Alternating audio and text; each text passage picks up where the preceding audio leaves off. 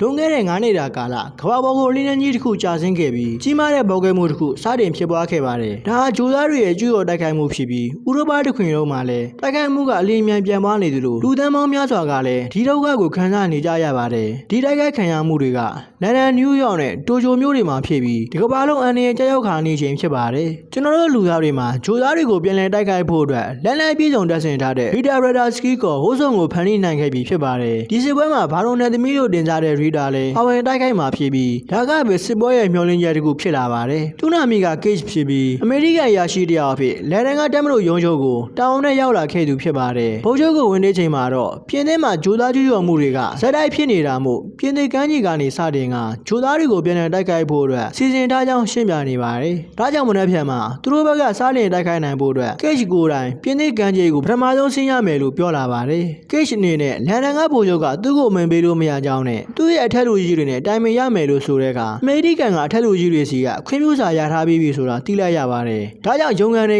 ကထွက်ပြေးဖို့ကြိုးစားပေမဲ့စစ်သားတွေရဲ့ကျင်းဆက်တဲ့နဲ့ပြစ်တာခံလိုက်ရပြီးလေ့ကျင့်ရေးခြေစကန်တစ်ခုကိုရောက်လာပါတယ်။စစ်သားတယောက်အနားကိုရောက်လာကခြေအောင်နဲ့ကန်နှုတ်လိုက်တာကြောင့်အရာရှိတယောက်ကိုဒီလိုနှိုးရလာလို့ဆိုကစကားများနေချိန်နေရာကိုပုံမှုရောက်လာပါတယ်။ Cage ကသူ့ဘယ်ကိုရောက်နေရလဲလို့ဆိုတဲ့အခါခြေသူတို့ခြေစကန်ကိုရောက်နေတာဖြစ်ကြောင်းနဲ့စစ်သားအသစ်တွေနဲ့အတူရောက်လာတာလို့ဆိုပါတယ်။သူ့အနေနဲ့အမေရိကန်အရာရှိတယောက်ဖြစ်တာမို့ဝါရှင်တန်ကအထက်လူကြီးတွေနဲ့စကားပြောဖို့လိုတယ်လို့ဆိုကဖုန်းဆက်ခွင့်တောင်းခဲ့ပါတယ်။ဘုံမိုးကခွင့်ယူပေးမယ်လို့ဆိုကသူနဲ့တူလိုက်ခဲ့ဖို့ခေါ်လာရင်တနေရာကိုရောက်ချိန်မှာတော့ Cage တယောက်သူ့ကိုဖုန်းဆက်ဖို့နေရာစီခေါ်လာတာမဟုတ်ဘူးဆိုတာသိလိုက်ရပါတယ်။ဘုံမိုးက Cage မှန်တိုင်းပြောတာဆိုလို့နာမည်တစ်ခုသာရှိကြောင်းနဲ့အရာရှိအောင်ဆောင်လို့ဖမ်းဝရမ်းထုတ်ကန်ထားရသလိုအခုလဲလုံခြုံရေးထိခိုက်စေနိုင်တဲ့ပုံငုတ်ကိုကြံစီတာသာဖြစ်ကြောင်းပြောက Cage ကိုအဖွဲ့အစည်းမှာပါဝင်စေခဲ့ပြီးအဖွဲ့ဝင်တွေနဲ့မိတ်ဆက်ပေးကထွက်သွားပါတယ်။နောက်တနေ့မနေ့မှာတော့ Cage ခါမမှုဖို့တဲ့ဝတ်စုံကို Greg ဆိုသူကဝတ်ဆင်ပေးခဲ့ပြီးနိုင်ငံပေါင်း90ကျော်ပူးပေါင်းတိုက်ခိုက်မဲ့ဂျိုသားတွေနဲ့စစ်ပွဲကြီးတစ်ခုစီဥတည်နေကြပါတယ်။ပြင်သစ်ကမ်းခြေကိုရောက်ခါနေရေပေါ်မှာအသိမြင်ထားဖို့ပြောချိန်မှာစတင်တိုက်ခိုက်ခံလိုက်ရပါတယ်။ဒါကြောင့်အမိန့်ကိုမဆောင်ရတော့ပဲကိုယ့်ဝါသာခုံချရဖို့ဖြစ်လာတဲ့အခါ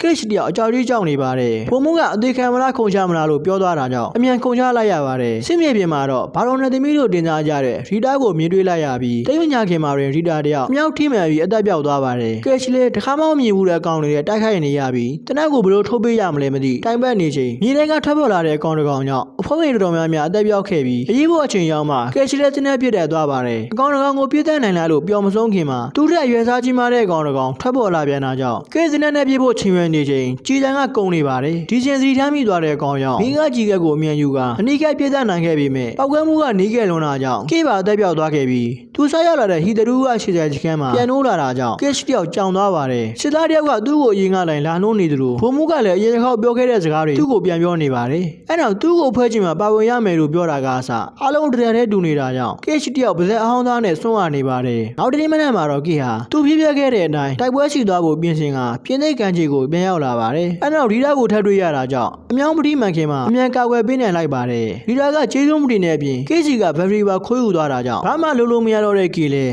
မြေထဲကထွက်လာတဲ့အကောင်လက်ချက်နဲ့အသက်ပြောက်ကဟီသီရိုခြေဆိုင်စခန်းမှာပြန်လို့လာပြန်ပါတယ်။ဒီတခါတော့ဘုံမရှိကိုယ်တိုင်သွားကသူ့ကိုစက္ကန့်30လောက်ရှင်းပြခွင့်ပေးရင်ဒီကအသက်တွေအားလုံးကိုကယ်တင်နိုင်လိမ့်မယ်လို့ဆိုတဲ့အခါဘုံမိုးကတော့ Cage ကိုအတင်းဆွဲခေါ်စီခဲ့ပြီးအဖွဲ့ကြီးမှာနေရာချပေးတဲ့အခါ Cage လည်းအားလုံးသူ့ကိုမြင်ဘူးလားမေးလိုက်ပြီးဘယ်သူမှမမြင်ဘူးကြောင်းပြောတဲ့အခါအဖွဲ့ဝင်တွေရဲ့နာမည်အားလုံးကိုရွှေ့ပြလိုက်ပါတယ်။နောက်ပြီးဖြစ်လာမယ့်စစ်ပွဲကိုသူကြိုသိနေကြောင်းရှင်းပြဖို့ကြိုးစားပေမဲ့တောက်စကားများတဲ့ကောင်ဆိုပြီးပါဇက်ကိုတိတ်နေပိတ်ကစစ်မြေပြင်ကိုပြန်ရောက်လာပါတယ်။ဒီလိုချိန်ပေါင်းများစွာစစ်ပွဲတဲ့ရောက်လာပြီးချိန်မှာတော့ရီတာကိုတိုက်ပွဲတွေကြားကကာကွယ်ပေးရင်သူတို့တွေကမ်းခြေကိုရောက်အောင်သွားဖို့လိုကြောင်းနဲ့ဒီရင်ကပောက်ကွဲတော့မယ်လို့ဆိုကအမြန်ထွက်ခွာဖို့ပြောနေချိန်ရီတာကလက်နဲ့ချလိုက်ပြီး Cage ပြန်လို့လာမှသူသိကြောင်းနဲ့ပြန်လို့လာတဲ့အခါသူ့ကိုလာရှာဖို့ပြောသွားပါတယ်။ဒါကြောင့် Cage ပြန်လို့လာချိန်မှာတော့အဖွဲ့ကြီးကသူ့ထုတ်သူယူရင်လေ့ကျင့်ခန်းဆလို့ချိန်ထက်လာတဲ့ကားအုပ်ကနေထွက်ပြေးဖို့ကြိုးစားပေမဲ့ပထမတစ်ခါကားဘိန်းနဲ့တက်ကြိတ်ခံလိုက်ရပါတယ်။ဒါကြောင့်ဒုတိယကြိမ်မြောက်ထွက်ပြေးဖို့ကြိုးစားချိန်မှာတော့ Cage ကျန်စီအောင်မြင်သွားခဲ့ပြီးစကန်တစ်ခုမှလေ့ကျင့်ခန်းလုပ်နေတဲ့ရီတာစီကိုအရောက်သွားနိုင်ခဲ့ပါတယ်။ရီတာက Cage ကိုမမှန်မိတာကြောင့်ဘာလာလို့တာလဲမေးတဲ့အခါမနေ့ကကမ်းခြေမှာသူတို့တွေ့ခဲ့ကြောင်းနဲ့ပြန်လို့လာတဲ့အခါမင်းကိုလာရှာပါဆိုတာကြောင့်တူလာခဲ့တာဖြစ်ကြောင်းရှင်းပြလိုက်ပါတယ်။ Cage စကားကိုကြားပြီးမှတော့ရီတာကသူ့နောက်ကလိုက်ခဲ့ဖို့ခေါ်ကသူရိဒနာအခန်းတစ်ခုစီရောက်လာပါတယ်။သူ့နာမည်ကဒေါက်တာကာတာဖြစ်ပြီးဒရမ်မွန်သူရိဒနာပညာနဲ့အနုစီဝပညာရှင်တယောက်ဖြစ်ပါတယ်။အဲ့နောက်ဒေါက်တာကာတာနဲ့ရီတာတို့လေ့လာမှုရဒါကစစ်ပွဲဆိုတာတဲ့မိမိဆိုတဲ့အကောင်နေတဲ့တိုက်ခိုက်နေရတာဖြစ်ပြီး Cage တက်လိုက်တဲ့အကောင်ဟာအေဘာဖြစ်ပြီးအကောင်ရဲ့6ချမ်းကျော်မှာတကောင်သာရှိတာဖြစ်ပါတယ်။အကောင်တွေကိုအဓိကထိန်းချုပ်နေသူဟာ အိုမီဂါဆိုတဲ့မိခင်ကြီးဖြစ်ပြီးအချိန်တွေကိုလိုလိုထိန်းချုပ်နိုင်စွမ်းရှိပါတယ်။ဒါကြောင့်အယ်ဖာတကောင်လက်ခံရတဲ့အခါအဲ့ဒီနေ့ကိုအသေးကနေပြန်စားတင်လိုက်ပြီးဖြစ်ပျက်တွေကိုတော့အယ်ဖာကိုတက်လိုက်တဲ့ကေလိုလူမျိုးတွေကပဲ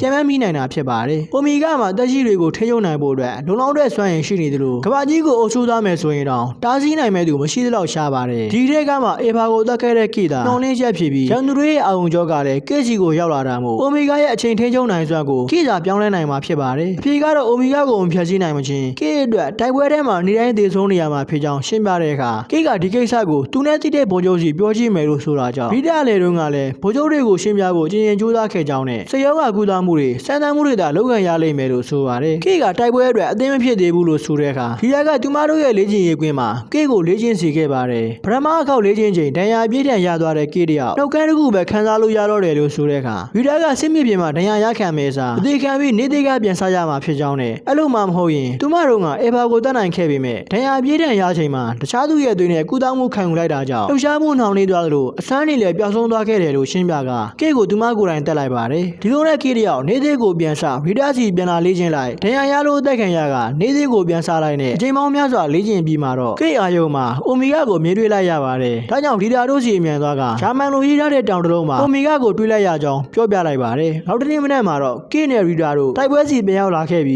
းအာယုံမှာမြင်တွေ့ခဲ့ရတဲ့နေရာစီရောက်သွားဖို့ကြိုးစားခဲ့ပါတယ်။ဒီခါမှလည်းတီးဆုံးလိုက်တိုက်ပွဲကိုပြန်ရောက်လာလိုက်နဲ့ချိန်ကြိုးစားခဲ့ပေမဲ့တိုက်ပွဲကိုကြုံမင်နေတဲ့အိုမီဂါစီဘလို့မှမရောက်နိုင်ဖြစ်နေပါတယ်။တရက်တော့ကေတယောက်ဘာကိုမှမလုပ်ပဲချိန်ချင်းနဲ့ဘာမှဝီစကီတောက်နေချိန်မိမိနဲ့ရောက်လာနေပြီဆိုတဲ့သတင်းကြောင့်အပြင်ကိုအမြန်ထွက်ကြည့်ချိန်မှာရေထဲကကျူးကျော်လာတဲ့မိမိတွေကြောင့်ကေတယောက်နေသေးကိုပြန်ရောက်လာပြန်ပါတယ်။ဒီခါမှတော့စစ်ပွဲကိုနိုင်အောင်တိုက်ဖို့ဆုံးဖြတ်ကဒီချိန်ခံသေးချဆင်းပြီးတဲ့နောက်ဒီယာနဲ့အတူတိုက်ပွဲစီပြန်ရောက်လာပါတယ်။ရန်သူတွေကိုကြော်ပြတ်နိုင်ခဲ့ပြီးအာယုံထဲကတောင်ကုန်းစီသွားဖို့အတွက်တွေ့ရကားကြီးနဲ့နှင်လာခဲ့ပါတယ်။လမ်းမှာနောက်ကချိတ်ပါလာတဲ့ကားတွေကမိမိတကောင်ထွက်လာတာကြောင့်အသေးအကျေတိုက်ခိုက်လိုက်ရပါတယ်။သူတို့တွေတနေရာရောက်မှာစိုက်ပျိုးကင်းတစ်ခုကိုဖျက်ပြီးလူသူမရှိတဲ့အိမ်တေးကိုရောက်လာပါတယ်။ဒီတာကရဲရင်တစီတွေ့ရတာကြောင့်ဝင်ရင်ကနေခီးဆက်ဖို့ဆုံးဖြတ်လိုက်ပေမဲ့ကိချ်ကတော့ရီတာရဲ့ကိုဘော်ကဒဏ်ရာကိုသတိထားမိသွားတာကြောင့်သူတို့တွေဒီမှာပဲခီးတစ်ဆောင်နာဖို့ဆုံးဖြတ်လိုက်ပါတယ်။ရီတာကိုကော်ပြီးဖျော်ပေးနေချိန်မှာလူဝဲသမားကိုအကုန်သိနေတဲ့ကေကြောင့်ရီတာရိမ့်မိသွားခဲ့ပြီးသူတို့တွေဒီကိုဘယ်နှခါတော့ရောက်ခဲ့ပြီလဲလို့ဆိုကရဲရင်တော့ကေစီမှာရှိတာသိနေတာကြောင့်မရရအောင်တောင်းနေပါတယ်။ကေကရဲရင်နဲ့သွားလို့မရကြောင်းနဲ့အရင်ခောက်တွေကလည်း